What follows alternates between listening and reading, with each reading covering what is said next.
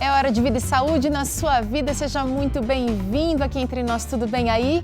Doutor Luiz, como é que você tá? Tudo bem? Tudo ótimo, Teru. Prazer te receber aqui mais uma vez. Prazer é sempre meu. Segunda da mudança, a gente sabe que você vai mexer um pouquinho com a nossa estrutura, com o nosso jeito de viver. Então você é mais do que convidado aqui, você é parte desse programa. Hoje a gente vai falar sobre pré-diabetes e diabetes. É difícil a gente encontrar hoje, doutor Luiz, alguma família que não possua pelo menos um integrante ali, uma pessoa que não conviva com o diabetes. O diabetes é super comum, Teru, a gente vai falar sobre isso hoje, mas o pré-diabetes é mais ainda. Tem muita gente com esse problema hoje. Você aí conhece a diferença entre o pré-diabetes e o diabetes? Vem pra cá porque você precisa entender tudo sobre esse assunto. Isso pode transformar a sua vida. E o Dr. Luiz Fernando Sela, que é endocrinologista e médico do estilo de vida, vai te ajudar. Ainda hoje tem um treino bom para você por aqui. Tânia Santos vem trazendo um Acerte o Passo.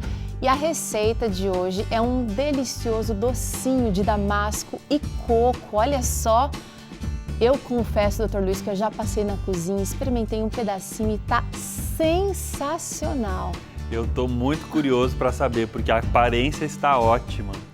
Já começou. Começa comendo com os olhos, então você já sabe, né? Quem diz que comida saudável precisa ser ruim, você não vai torcer o nariz de jeito nenhum, você vai ficar muito feliz com essa receita, tá? O programa tá só começando, vocês sabem que a gente traz sempre uma reflexão para você.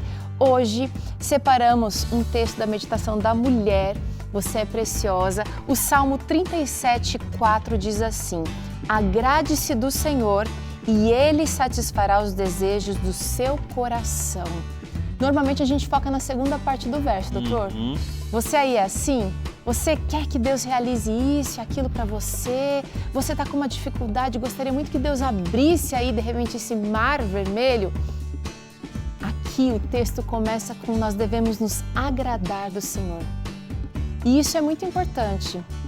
Entender quem é Deus, passar tempo com Ele, conhecer o seu caráter, é metade do caminho andado, eu diria, doutor Luiz. Exatamente. Primeiro a gente se agrada do Senhor e depois tem o resto da promessa, não é? A gente acaba se alinhando com o que Ele tem para nós. Exatamente. Isso é muito importante. Salmo 37, verso 4, se você quiser, grifa aí na sua Bíblia, é uma promessa, é um presente para você. Vida e Saúde está começando, a gente vai ali em 30 segundos, estaremos de volta falando sobre pré-diabetes e diabetes. Tudo que você precisa saber está aqui, a gente volta já.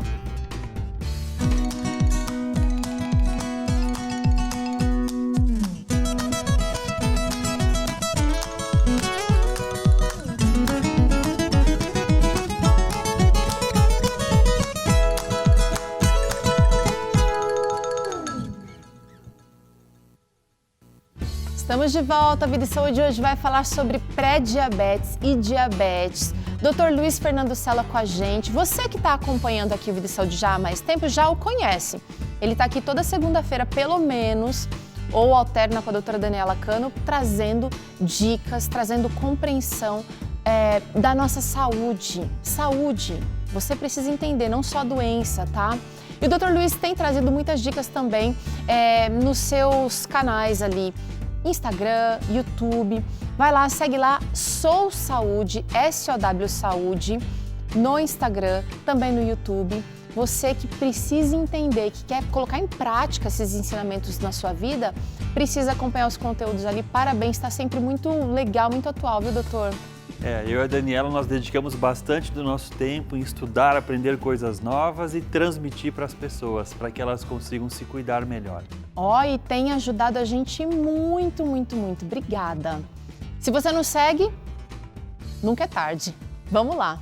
Doutor, é o seguinte, existem muitos casos de diabetes no Brasil que talvez a gente não tenha noção ainda. A gente fala meio por cima assim, mas pandemia assusta bastante, catapora assustou um tempo atrás, dengue outro tempo. Diabetes também devia estar na nossa lista de preocupação, não? Diabetes, Teru, é muito mais comum do que as pessoas imaginam. E não é só uma doença comum, mas ela está aumentando. Se você olhar os dados, olha só, Se você comparar em 2006 e os dados atuais, a gente quase dobrou a quantidade de casos de diabetes no Brasil. Então são mais de 20 milhões de brasileiros hoje que estão sendo afetados por essa doença e isso é muito preocupante, Teru, porque é uma doença que pode se tornar grave se ela não tiver controle, pode trazer várias complicações para a saúde das pessoas. Eu não sei se você encara dessa maneira, porque como o diabetes é uma doença silenciosa, eu queria que você falasse até mais sobre esse pré-diabetes, né, doutor? Mas a impressão que dá é que como as pessoas convivem com ela sem maiores implicações num primeiro momento, elas também não cuidam muito. Sim. Diabetes, Teru, é parecido com a pressão alta no começo, não dá muitos sintomas, né? É uma doença um pouco silenciosa. Muita gente fala assim, doutor, mas eu não sinto nada. A minha glicose está alta, mas eu não sinto nada. E elas acham, Teru, que por causa disso, elas não têm que se cuidar. Elas ouvem falar que o diabetes pode prejudicar os rins, pode prejudicar a visão, pode prejudicar uma série de órgãos no corpo. Só que isso leva algum tempo. Então, no começo da doença, as pessoas não valorizam o diabetes. Elas não sentem a necessidade de um controle mais rigoroso, acham que só o medicamento vai resolver e não mudam a alimentação. E aí sabe o que acontece? A longo prazo, você vai piorando, a diabetes vai saindo do controle e quando você menos espera, ela pode estar prejudicando órgãos muito importantes do seu corpo. E aí muitas vezes pode ser tarde demais. Vamos tentar entender quais as condições que de repente favorecem o aparecimento da doença, porque a gente viu que de 2006 para cá, esse volume de pessoas com diabetes quase que dobrou, doutor. Sim, Por verdade. quê? O que a gente anda fazendo para essa doença chegar assim? Teru, o fator número 1 que fez com que o diabetes dobrasse nesses últimos 15 anos é a obesidade, é o excesso de peso corporal. O que a gente viu nos últimos 15, 20 anos no Brasil é um aumento cada vez maior na quantidade de pessoas com sobrepeso e com obesidade. E é batata. 15, 20 anos depois que a gente vê esse aumento grande no sobrepeso e na obesidade, a gente vai ver um aumento no diabetes também. Então é uma coisa que corre paralelo. Se o peso do país está aumentando, a quantidade de diabéticos também vai aumentar. A gente tem mais algumas outras questões que queremos trazer aqui, porque o Dr. Luiz vai comentar sobre, por exemplo, aquela questão de minha avó teve, eu também vou ter. Histórico familiar conta. Teru, isso é muito importante, tanto para o diabetes tipo 1 quanto para o diabetes tipo 2. Isso é muito importante. Então, por exemplo, se você tem um familiar diabético, por exemplo, a sua mãe tem diabetes, você tem um risco maior. Se a sua mãe e o seu pai, ou seja, os dois pais, né, eles têm diabetes, você tem um risco maior ainda. Então, o que está acontecendo, Teru? Os seus pais tinham diabetes, você desenvolve diabetes, né? E você, às vezes, vai ter filhos, e esses filhos também vão ter um risco maior. Então, quanto mais a gente tem esse ganho de peso na população, mais pessoas vão desenvolver diabetes, e essas pessoas vão transmitir para os seus filhos esse risco aumentado. E aí é uma bola de neve. Quanto mais casos surgem, mais casos vão surgir no futuro. Aguenta aí que hereditariedade não é destino necessariamente. O Dr. Luiz vai falar um pouquinho sobre isso daqui a pouquinho pra gente, eu espero, doutor. Vou falar sim. Segura a onda aí, porque tem outros fatores que estão convidando o diabetes para a vida do brasileiro. Uma alimentação que também não está muito legal, doutor. Exatamente, Teru. A gente vive hoje na época das comidas prontas, das comidas ultraprocessadas, industrializadas. Então, é muito açúcar, muitos doces, muita gordura, muita fritura, muita comida de pacotinho. Eu estou falando do macarrão instantâneo, daquela margarina, é sorvete, a comida congelada, tudo coisas que são muito gostosas para o nosso paladar, mas daqui para baixo vão causando um grande estrago e o diabetes é um dos problemas relacionados com essa alimentação cada vez mais artificial. E o problema é que esse tipo de comida tá mais barato. Você já percebeu como é mais barato, por exemplo, você comprar, óbvio, né, uma margarina do que um azeite, do que uma manteiga, que também é nociva, mas a comparação, esse tipo de alimento, ele é acessível, doutor, infelizmente. É acessível, Teru, porque ele tem uma qualidade nutricional tão ruim, né? Ele é feito de restos de outras coisas muitas vezes, né? Então você vai pegar, por exemplo, um macarrão instantâneo, né? Aquele lá que cozinha em 3 minutos. Aquilo ali, gente, não tem nutriente nenhum, por isso que é barato. Agora, se você vai comprar um alimento mais nutritivo, com mais vitaminas e minerais, ele vai ser um pouco mais caro.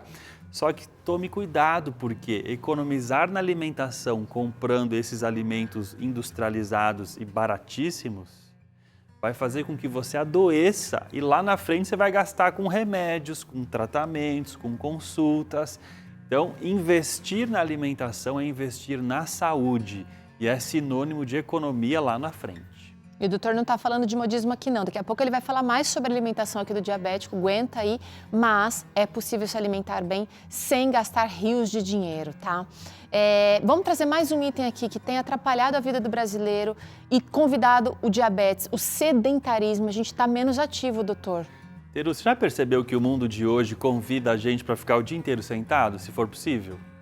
Olha, antes a gente só podia assistir filme assim, um momento do dia ali, né? Agora você tem filme a hora que você quiser. O tempo todo, e a gente celular. tem tantas máquinas fazendo trabalho por nós. É máquina de lavar roupas, é máquina de lavar louças, a gente tem equipamentos para fazer a limpeza da casa, automóvel, você usa transporte público, não é? Você usa escada rolante, elevador, ou seja, a energia elétrica que está gastando as calorias e o nosso corpo está ficando cada vez mais parado.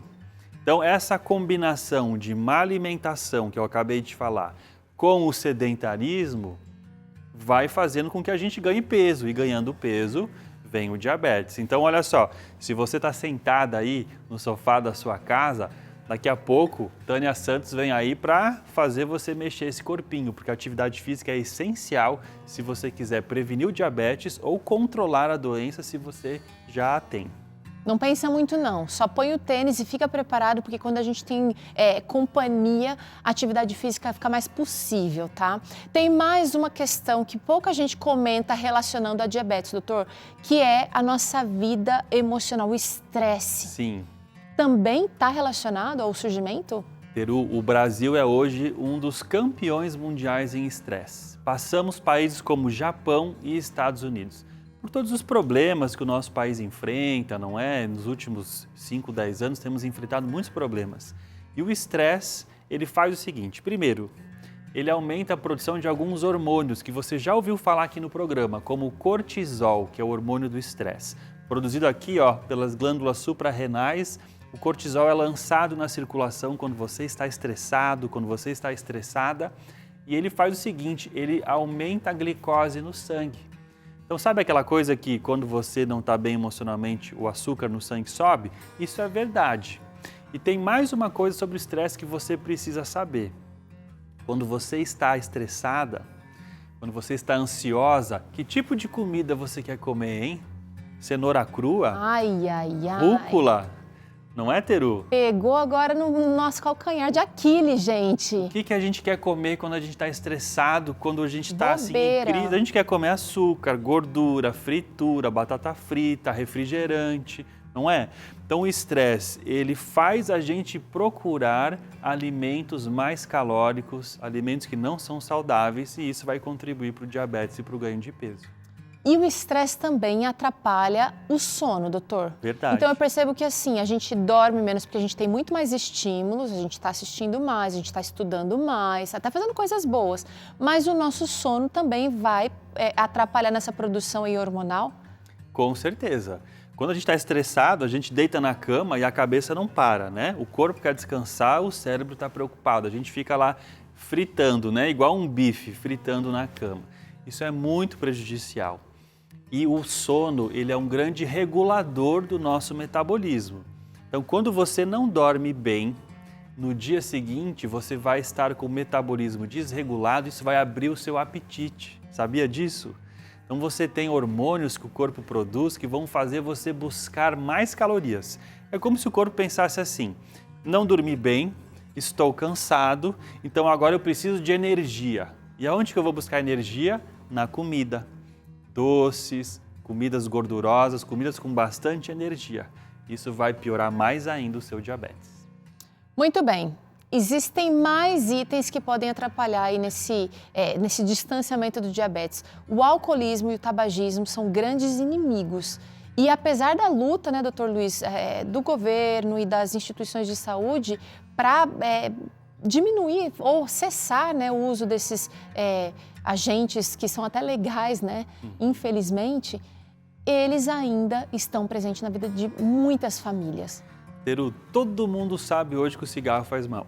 Mas 10% dos brasileiros ainda fumam. Mais ou menos 20 milhões de pessoas ainda fumam. Estão comprando a doença a cada cigarro que fumam, não é? Então isso é muito preocupante. E tem gente que acha que o cigarro faz mal só para o pulmão. Grande engano. O cigarro é o maior responsável por casos de câncer no mundo inteiro e ele também aumenta o risco do diabetes, porque ele faz o corpo inteiro envelhecer, Teru, inclusive o pâncreas. Sério? Exatamente. Aquelas toxinas todas do cigarro, que quando você fuma, você inala, vai para o pulmão, do pulmão vai para o sangue, vai para o corpo inteiro. Aquelas toxinas, por onde elas passam, elas vão envelhecer o seu organismo, inclusive o pâncreas, e você não vai conseguir produzir a sua insulina direito. Você pode parar de fumar, tá? A Igreja Adventista do Sétimo Dia mantém uma programação meio que perene, constante sobre esse assunto, que você pode deixar de fumar em 5 dias. Você pode procurar isso. O projeto se chama Respire Livre. Exatamente. E é possível, é possível. Eu sei que é difícil, mas é possível. Mas tem mais um item que a gente precisa comentar aqui, doutor Luiz. Vamos trazer na tela, que talvez também as pessoas não conheçam. Esse é um problema em si, né? O ovário policístico é um problema em si, mas ele também proporciona ou facilita o diabetes? Exatamente. O ovário policístico é um problema dos ovários das mulheres, onde há uma dificuldade na ovulação. Então, as mulheres normalmente não menstruam ou menstruam de forma muito irregular. Muitas mulheres com esse problema acabam tendo muita acne ou muitos pelos. E um dos fatores, Teru, do ovário policístico é o que nós chamamos de resistência à insulina. Você já ouviu falar sobre isso? O pâncreas produz a insulina para baixar a glicose, só que ela não consegue fazer isso, né? A insulina não consegue fazer o trabalho dela. Chamamos isso de resistência à insulina. E essa condição do ovário, Teru, ela cursa com esse mesmo problema. Então, uma mulher com 30, 40 anos que tem ovários policísticos, que fica às vezes meses sem menstruar, a menstruação é muito bagunçada, ela tem um risco maior para desenvolver o diabetes também. Vamos dar uma olhada com mais atenção para essa questão aqui, porque a gente precisa entender o que é que está por trás. Aliás, eu quero entender quando é que uma pessoa se torna pré-diabética, doutor Luiz. Por quê? Porque tem muita gente que já está vivendo essa condição sem sequer imaginar. Exatamente. Como é que a gente percebe? Teru, é um exame de sangue que a gente tem que fazer. Tá? Então, são 2 exames que a gente usa para avaliar. Tá? O primeiro é a glicose de jejum, que é um exame simples que todo mundo, imagino que já tenha feito alguma vez na vida. Se você faz o exame de glicose em jejum, qual é o normal? O normal é abaixo de 100. Até 99 é o normal. O diabetes é quando esse exame está acima de 125. Então, você faz o exame de jejum, deu 130. Isso é compatível já com o diabetes. E se ele der entre 100 e 125, nesse meio do caminho, é aí que nós chamamos de pré-diabetes. Então, o pré-diabetes é o estágio entre uma glicose normal e entre o diabetes já diagnosticado, não é? Então, se a sua glicose deu 105, 110, 115, é aí que nós chamamos de pré-diabetes. E qual é o problema? Você tem um risco de virar diabético. Então, nessa fase é o momento mais importante que a gente tem para saber para que lado você vai, se você vai voltar para a normalidade ou se você vai avançar para o diabetes. Mas me conta uma coisa, doutor, todo mundo que tem diabetes já teve esse pré-diabetes antes ou pode acontecer de uma pessoa pular, já vai direto de uma normalidade e com essa glicose lá em cima? Tem o diabetes tipo 1, né, Teru? Que é aquele que o pâncreas é destruído pela imunidade, geralmente em jovens, né? Esse aí vai direto para um diabetes. Mas o diabetes dos adultos, né? Tipo 2. Falando o diabetes tipo 2, né? Daquela pessoa que está acima do peso, com muita gordura na barriga. O que a gente vê? A glicose era 90, depois 95, 100, 105, 110, ela vai subindo até que uma hora ela chega acima de 125. Então ele passa por esse caminho, não é? Como se fossem vários estágios até a gente poder dizer que realmente está com diabetes. E doutor Luiz, eu não sei se você consegue perceber uma mudança no comportamento dos médicos agora, porque eu percebo o seguinte, que agora os médicos estão dando mais ênfase nesse pré-diabetes. Antigamente o médico informava, olha, tá aqui, tá com pré-diabetes, mas não dava muita moral. E o paciente, a gente relaxa. Se o médico não dá aquela chamada, né? Sim. O paciente meio que tipo, eu tô pré-diabético, mas vou levando. Deixa de comer açúcar. Agora parece que os médicos estão enfatizando mais. Mas sabe por quê, Teru? Porque antigamente a gente tinha aquela postura assim. É pré-diabetes, ou seja, não é diabetes ainda. Então, vamos esperar o dia que você se torna diabético para a gente fazer o tratamento? Olha que coisa sem sentido. Para que eu vou esperar adoecer para começar um tratamento se eu posso atuar preventivamente? Então, o pré-diabetes, lembra, pré vai rimar com prevenção. O pré-diabetes é a melhor oportunidade que você tem de prevenir o diabetes. Se o médico falou que você tem pré-diabetes, não espere o diabetes aparecer. Atue agora mesmo, através das mudanças que a gente vai falar aqui no próximo bloco, para que você reverta esse processo e volte a ter uma glicose normal. Muito bem, muito bem. Seguinte, a gente vai fazer um intervalo agora, mas eu quero saber do Dr. Luiz. Já vai pensando aí, doutor. Será que é só o açúcar o responsável pelo aparecimento do diabetes? Porque antigamente a gente pensava muito só no açúcar. Eu quero saber o que é que a comunidade científica descobriu aí nos últimos anos a esse respeito. Mas tem muito mais para a gente falar por aqui. Você vai descobrir soluções, vai saber se o diabetes tem cura ou não. Hoje em dia se conversa diferente também sobre esse assunto. E não só isso. Hoje tem treino por aqui, Tânia Santos está preparando ali, já está aquecendo, você também pode pôr o seu tênis aí. E ainda hoje tem docinho de damasco e coco, receita maravilhosa, que combina com o tema, viu, doutor Luiz? Combina sim. Combina, a gente não vai abrir mão aqui da delícia, mas é sem açúcar, a gente volta já já.